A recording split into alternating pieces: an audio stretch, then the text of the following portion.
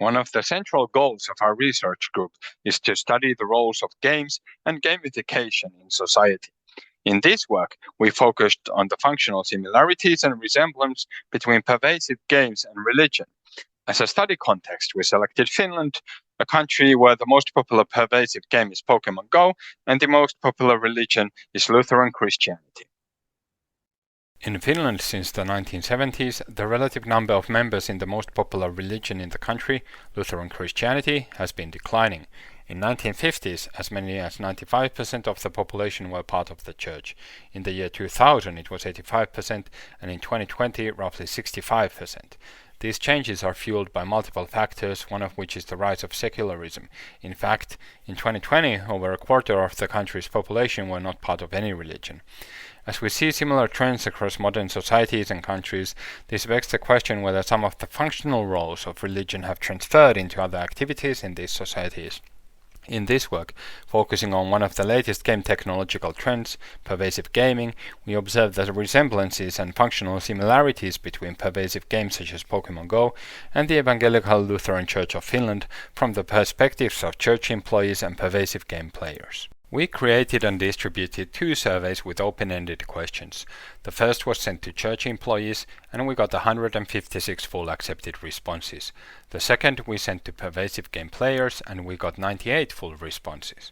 We asked a direct question regarding the similarities and follow-up questions to bring further insights into the topic. To inform our study and analysis, we selected the lens of Durkheim, a French armchair anthropologist. Durkheim's view on religion was a functional one, and he described religious systems as inherently social. We coded the participants' responses to the direct question and then performed a thematic analysis to organize the participants' views into themes. Through this process, we discovered the following 5 themes: shared premise, extended reality, symbolism, day-to-day structuring, and resilience and restoration. Interestingly, 42.5% of the participants reported they saw no similarities. Next, we discuss these findings.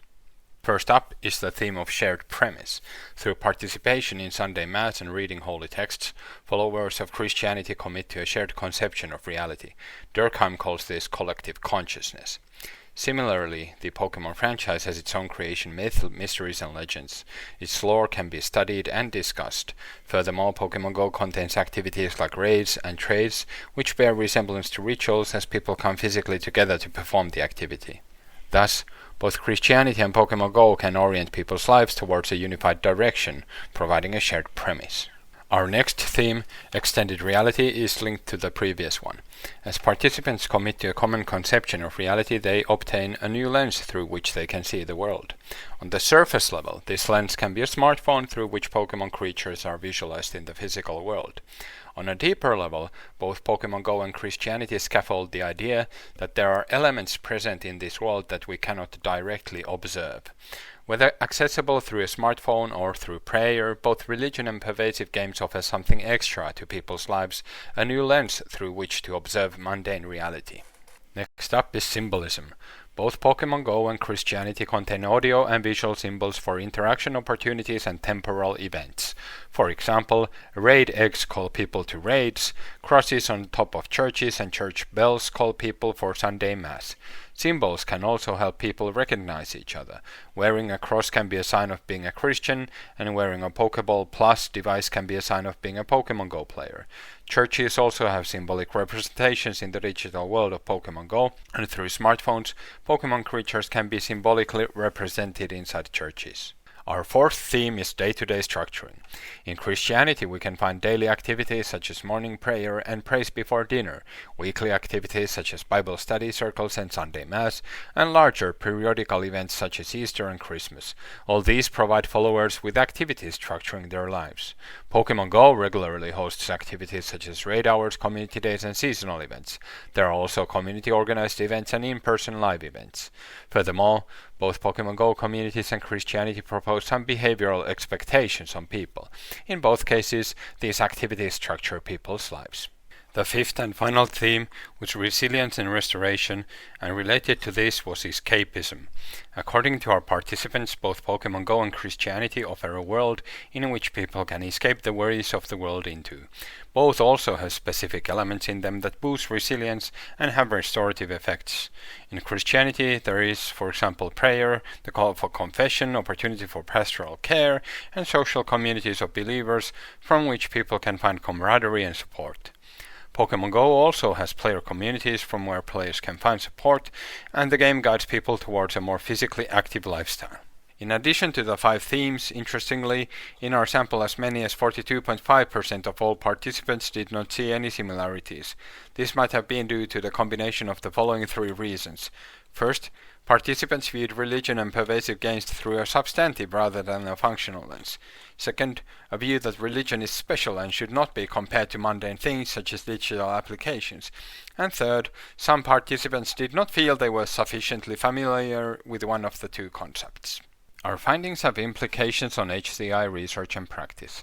First, according to our participants, some functional elements that Durkheim associates with religion are present in pervasive gaming in Finland. Thus, this work offers empirical evidence to the research on the transformation of religion in contemporary societies. Second, while Christianity is often viewed as a conservative, unchanging force in society, there have been instances where it has been forced to adapt to changes brought about by technology. One of these changes was the invention of the printing press in the 15th century that ultimately led to the Bible being translated in the languages spoken by lay people and almost all believers obtaining direct access to the book. With increasing prevalence of digital and pervasive technologies, we argue that the Church now needs to consider its role in the digital world. For example, currently Church owns prime real estate across the world, but is forced to rent servers to host websites. Here questions arise, such as, should religions seek digital sovereignty by setting up their own cloud server infrastructures, and how should they position themselves within applications such as pervasive games? In addition to these implications, each of the discovered 5 themes has implications on pervasive game design. Construct narratives and logical story structures that can be socially shared and understood. These structures can help orient players' actions and communication under a shared premise, scaffolding meaningful interactions and social connectedness. Provide players with augmented content that can help players see familiar places in new light, bringing them joy through discovery and meaning through stimulated imagination. Consider the symbolic landscape of the pervasive game and what higher-level aspects they represent. For example, consider what parts of reality to include in the game world of pervasive games. Provide players with symbols representing that they are players for boosting an in-group spirit. Consider the interplay between pervasive gaming and real-world activities and locations. Craft experiences that make best use of important elements in the real world. Focus on design that has synergy with a healthy, sustainable lifestyle in terms of, for example, exercise, social interaction, and eating healthy. To conclude this study, we list 3 key limitations. First, our lens was a functional one. We did not study or discuss substantive aspects in this study. Second, the questions in our survey were leading towards discovering positive similarities. Third, the data in this study represents players' and church employees' views only.